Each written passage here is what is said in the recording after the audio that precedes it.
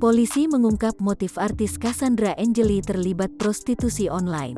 Saat ini, Polda Metro Jaya telah menetapkan Cassandra Angelly sebagai tersangka. Kabid Humas Polda Metro Jaya Kombes Pol Endra Zulpan mengatakan, Cassandra Angelly terlibat prostitusi online karena kebutuhan ekonomi. Kebutuhan ekonomi, kata Zulpan di Polda Metro Jaya, Jakarta Selatan, Jumat tanggal 31 Desember tahun 2021. Zulpan pun menjelaskan awal mula Cassandra Angelly terlibat prostitusi.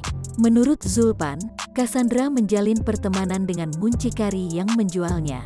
Itu melalui proses panjang pertemanan dia dengan muncikari, ada yang bawa dia ke grup ini ya, ujar mantan Kabid Humas Polda Sulawesi Selatan itu. Cassandra Angelly ditangkap di salah satu hotel mewah di kawasan Jakarta Pusat, Rabu, tanggal 29 Desember tahun 2021, sekitar pukul 21.30 waktu Indonesia Barat.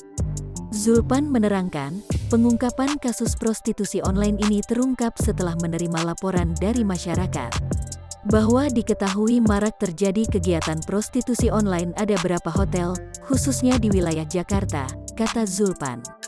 Penyidik di Treskrimsus Polda Metro Jaya kemudian melakukan pendalaman, termasuk patroli siber. Berdasarkan patroli tim cyber, kita menemukan pada waktu dan hari yang disebutkan di awal adanya pertemuan antara pria dan wanita yang berinisial CA di hotel, tutur Zulpan. Kemudian pada saat dilakukan penangkapan, mereka ada di kamar hotel dalam posisi sudah tidak menggunakan pakaian, tambahnya. Zulpan mengungkapkan, Cassandra Angelly juga sudah 5 kali melayani pria hidung belang. Tersangka CA dalam kegiatan prostitusi online ini baru lakukan 5 kali, kemudian soal tarif 30 juta rupiah, kata Zulpan. Selain Cassandra, polisi telah menetapkan 3 orang lainnya sebagai tersangka dalam kasus prostitusi online ini. Kemudian tersangka yang berikutnya adalah KK, 24, R, 25, kemudian UA, 26. Mereka bertiga itu adalah sebagai muncikari, ungkap Zulpan. Cassandra Angelly dan 3 tersangka lainnya dijerat pasal 27 ayat 1 Jo pasal 45 ayat 1 UU nomor 19 tahun 2016 tentang perubahan atas UU nomor 11 tahun 2008 tentang IT dengan pidana 6 tahun penjara.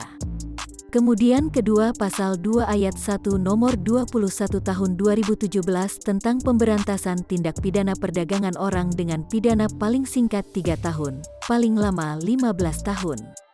Kemudian pasal 506 KUHP dengan pidana kurungan paling lama 1 tahun serta pasal 296 KUHP dengan pidana paling lama 1 tahun, tutur Zulpan.